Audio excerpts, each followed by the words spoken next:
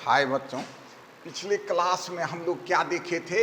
Anther का structure. Mark कीजिए, ये देखिए, आपको पिछले क्लास में हम लोग क्या देखे थे? एंथर का स्ट्रक्चर। मार्क कीजिए, यही न है मेरे भाई स्टैमेंस। ये पूरा रचना क्या है? स्टैमेंस। और इसके ऊपर में जो ये देख रहे हो, ये क्या है? एंथर। इसी एंथर का एक टीएस काट के पिछले क्लास में देखे थे।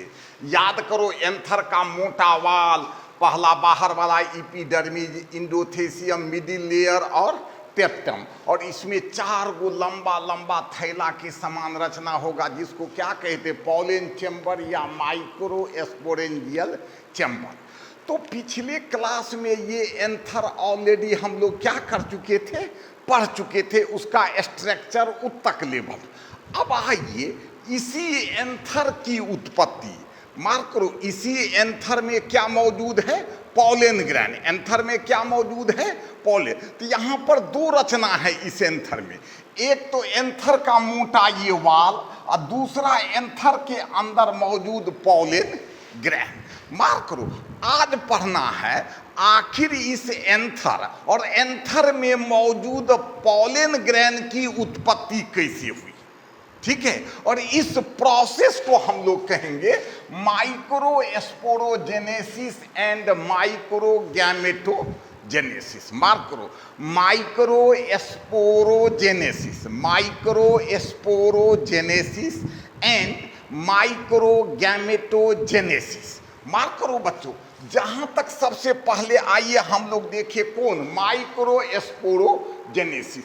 ये देखो मेरे भाई, गौर किया जाए, ये देखिए आपका एंथर है, यही नहीं मेरे भाई? और एंथर में कौन चीज है? पॉलन। तो मार्क करो, एंथर अर्थात इसी को बायोलॉजी की भाषा में क्या कहोगे? माइक्रोस्पोरेंजियम। एंथर अर्थात माइक्रोस्पोरेंजियम के अंदर पॉलन ग्रैन या माइक्रोस्पोर बनने की कहानी को क्या कहोगे? माइक्रोस्पोरोजेनेसिस। बच्चों सिंपल सी बात है, आप देखिए, सबसे पहले इस एंथर में जो पॉलन ग्रैन बनेगा, इस एंथर में जो पॉलन ग्रैन बनेगा अर्थात माइक्रोस्पोर जो बनेगा, उसी घटना को क्या कहोगे? माइक्रोस्पोरोजेनेसिस। तो मार्क करो, सबसे पहले क्या होगा?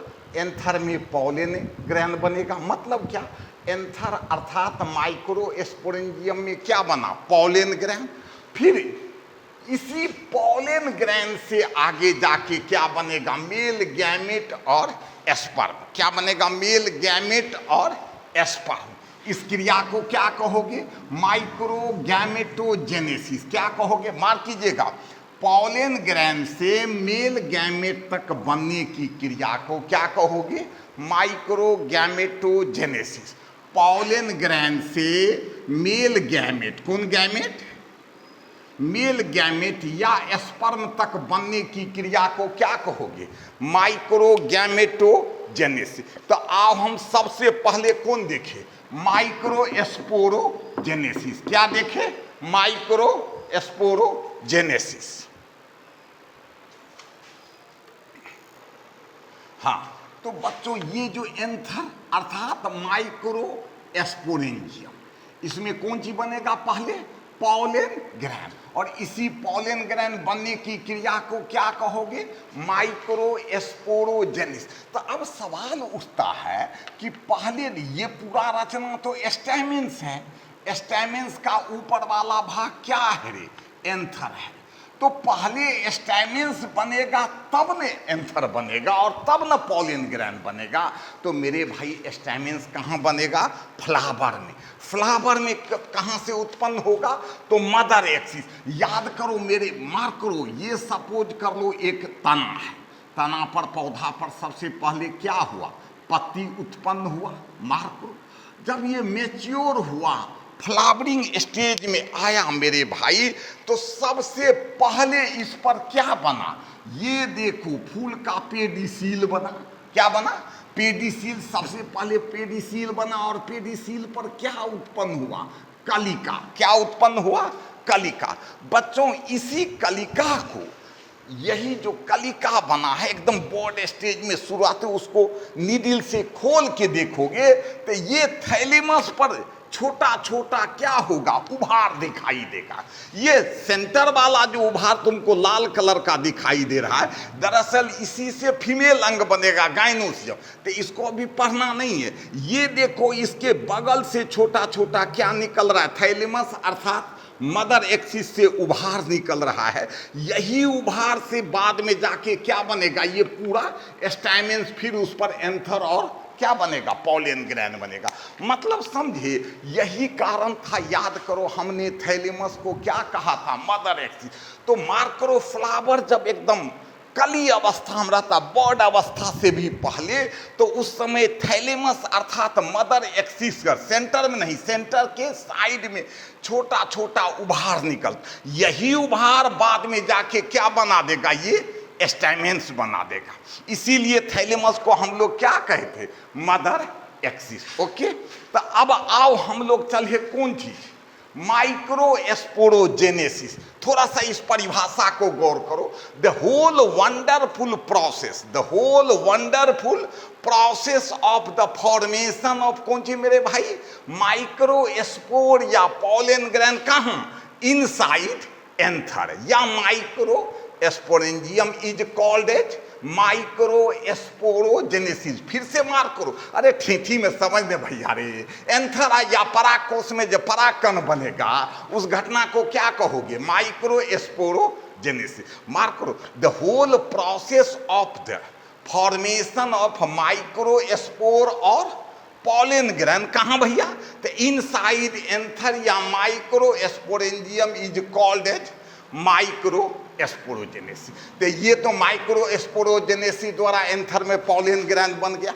अब बच्चों इसी पॉलन ग्रैन से स्पर्म या मेल गैमेट बनेगा, जिस क्रिया को क्या कहोगे, माइक्रोगैमेटोजेनेसिस। क्या कहोगे, माइक्रोगैमेटोजेनेसिस। ये देखो, the process of the formation of male gamete, कौन गैमेट, मेल गैमेट और sperm from pollen grain or microspore is called as माइक्रोगैमेटोजेनेसिस। क्या कहोगे, माइक्रोगैमेटोजेनेसिस। मतलब क्या, मार्क करो कि ये पहले तो एंथर में पॉलन ग्रैन बना, जिस क्रिया को क्या कहोगे, माइक्रोस्पोरोजेनेसिस।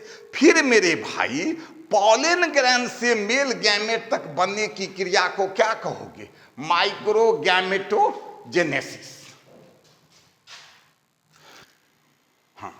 तो जब फ्लावर बॉड स्टेज में था, कौन स्टेज में था, बॉड एकदम कली अवस्था, तो उसी समय फूल को क्या करो, डिसेक्ट करो, नीडल से खोल के देखोगे तो थैलेमस अर्थात मदर एक्सिस पर सेंटर के साइड में छोटा छोटा क्या निकलेगा, उभार दिखाई दे। दरअसल यही उभार बाद में जाके क्या बनाता, स्टैमेंस, एंथर और पॉलन ग्रैन। आओ देखिए इसकी उत्पत्ति कैसे आखिर बनता है। तो अब जैसे ही ये बच्चों उभार निकला, इस उभार का एक क्या करो, टीएस काट लो। क्या करो, ट्रांसवर्स सेक्शन काटो, और काट के माइक्रोस्कोप पर देखोगे तो ठीक ऐसा दिखाई देगा। मेरी बात पर ट्रस्ट करो, इसी उभार का एक छोटा सा टीएस काटो और काट के कहाँ देखो, माइक्रोस्कोप पर देखो, ठीक ऐसा दिखाई देगा। बच्चों इसमें कोई कोशीय अंतर विभेदन नहीं है, केवल देखो दो ही है। सबसे बाहर वाला क्या है, एपिडर्मिस, और इसके बाद वाला सारा उत्तक क्या कहलाता है, हाइपोडर्मिस। लाजमी है, ईपी मतलब ऊपरी, डर्मिस मतलब त्वचा, तो ऊपरी त्वचा के नीचे वाला सभी उत्तक तो समान है, इसलिए इसको क्या कहोगे, हाइपोडर्मिस। हाइपो मतलब नीचे और डर्मिस मतलब त्वचा, तो एपिडर्मिस के नीचे न है। इसीलिए हम बच्चों एक बात याद रखना, इसका जितना भी सेल है वो मेरिस्टेमेटिक सेल होगा, मतलब बार बार क्या करेगा, विभाजन करेगा। इसीलिए हम लिखे भी हैं होमोजीनस मास ऑफ कौन cell, meristematic cell. Homogeneous mass of कौन सेल मेरे भाई, मेरिस्टेमेटिक या डिवाइडल सेल। और क्रोमोजोम के दृष्टिकोण से देखोगे तो ये क्या होगा, 2n होगा। क्रोमोजोम के दृष्टिकोण से देखेंगे तो 2n होगा। अब बच्चों जैसे ही ये उभार को काटे तो ऐसा रचना। अब देखो सबसे पहला स्टेप क्या होगा एंथर बनने की दिशा में। बच्चों ये हाइपोडर्मिस का कोई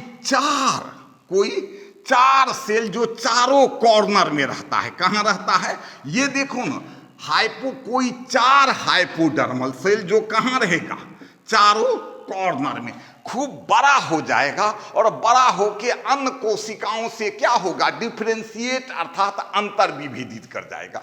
इसी सेल को क्या कहोगे, आर्चेस पोरियल सेल। कौन सेल कहोगे, आर्चेस पोरियल सेल। कौन सेल कहोगे बच्चों, आर्चेस पोरियल। मार्क करो, पहला अंतर हुआ जैसे ही ये टीएस काटे तो पहला अंतर क्या हुआ कि कोई चार हाइपोडर्मल सेल जो कहां रहेगा, चारों कॉर्नर में रहेगा, बिकम लार्ज, अन्य कोशिकाओं से साइज में क्या होगा, बड़ा होके अंतर विभेदित हो जाएगा। इसी को क्या कहोगे, आर्चेस पोरियल सेल। कौन सेल कहोगे मेरे भाई, आर्चेस पोरियल। हम लिख दिए भी, any 4 hypodermal cell lies at 4 corner, lies at 4 corner become larger in size. अब आइए, ये जो आर्चीस्पोरियल सेल चारों कॉर्नर में बना, इसमें बच्चों एक विशेष प्रकार का कोशिका विभाजन होता है। ये मान लो एक आर्चीस्पोरियल सेल है, थोड़ा देर के लिए ये। अब आमतौर पर कोशिका विभाजन होता है तो न्यूक्लियस विभाजन करेगा और वाल बन जाएगा, ये नॉर्मल है। लेकिन इसमें एक खास विभाजन होता है जिसको क्या कहते हैं, पेरिक्लिनल डिवीजन। कौन डिवीजन, पेरिक्लिनल। पेरी मतलब अराउंड, क्लिनल मतलब बटना, मतलब इसमें सेल जो है सो चारों बगल से बटेगा। जैसे देखो ये सबसे पहले न्यूक्लियस 2 भाग में बटा, अब ये वाल जो बनेगा ये चारों ओर से बनेगा, इसीलिए इसको क्या कहते हैं, पेरिक्लिनल डिवीजन। अब जैसे ही चारों में पेरिक्लिनल डिवीजन हुआ, चारों आर्चीस्पोरियल सेल में पेरिक्लिनल विभाजन हुआ, जो नतीजा 2 ये सेल हैं लेकिन 2 परत में व्यवस्थित है, एक आउटर लेयर ऑफ सेल और एक कौन, इनर लेयर। आइए सबसे पहले आउटर लेयर देखें, आउटर लेयर ऑफ सेल। कौन लेयर ऑफ सेल मेरे भाई, आउटर लेयर ऑफ सेल। यहां देखिए ये आउटर लेयर ऑफ सेल जो होगा बच्चों, ये बाहर वाला लाल वाला, इसी को कहोगे प्राइमरी पेराइटल सेल। कौन सेल कहोगे, प्राइमरी पेराइटल सेल। हिंदी में कहेंगे प्रथम भित्तीय सेल, या शॉर्ट में इसको क्या कहोगे, पीपीसी। शॉर्ट में क्या कहोगे, पीपीसी। बच्चों यही प्राइमरी पेराइटल सेल बार बार विभाजन करेगा और विभाजन करके एंथर का इतना मोटा क्या बनाएगा, वाल बनाएगा। सबसे पहले जो क्या होगा, किस चीज में अंतर विभेदित हो जाएगा, इंडोथेसियम मिडिल लेयर और टेपेटम। मार्क करो, हम लिखे भी हैं, PPC primary parietal cell divide and redivide, divide and redivide to form thick anther wall. To form कौन चीज, thick anther wall, which is soon differentiated into middle layer, endothecium middle layer और tapetum. चूंकि epidermis तो पहले ही बन जाता है, इसीलिए इपीडर्मिस छोड़ के बाकी ये तीनों लेयर किससे बनेगा, प्राइमरी पेराइटल सेल। मतलब क्या कि आउटर लेयर ऑफ सेल जिसे प्राइमरी पेराइटल सेल कहे, वो बार बार विभाजन किया और विभाजन करके देखो न मोटा एंथर क्या बनाया, वाल बनाया, जो जल्द ही इंडोथेसियम मिडिल लेयर और टेप्टम में क्या हो गया, अंतर विभेदित हो गया। ये तो हुआ आउटर लेयर। अब आइए इनर लेयर ऑफ सेल। बच्चों इनर लेयर ऑफ सेल को कहेंगे प्राइमरी माइक्रोस्पोरोजीनस सेल। कौन सेल कहेंगे, प्राइमरी माइक्रोस्पोरोजीनस सेल। कौन सेल कहेंगे, प्राइमरी माइक्रोस्पोरोजीनस सेल। ये वाला, ये देखो ना कौन है, प्राइमरी माइक्रोस्पोरोजीनस सेल। ये मार्क कीजिए, ये प्राइमरी माइक्रोस्पोरोजीनस सेल। अब ये सेल मेरे भाई बार बार विभाजन करेगा और विभाजन करके देखो न एक समान कोशिका का क्या बनाएगा, समूह बनाएगा। मार्क कीजिए, एक समान कोशिका का क्या बनाएगा, समूह बनाएगा। इसी समान कोशिका के समूह अर्थात उत्तक को कहेंगे प्राइमरी माइक्रोस्पोरोजीनस टिश्यू। कौन सी कहेंगे? Primary microsporogenous tissue. क्या कहोगे?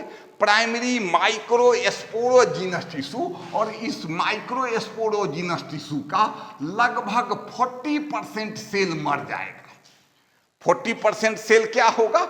मर जाएगा। और मर के इसके शरीर से बहुतों पोषक तत्व, कार्बोहाइड्रेट, प्रोटीन, लिपिड, विटामिन मुक्त होगा। अरे भैया रसगुल्ला मुक्त होगा। ठीक है रे।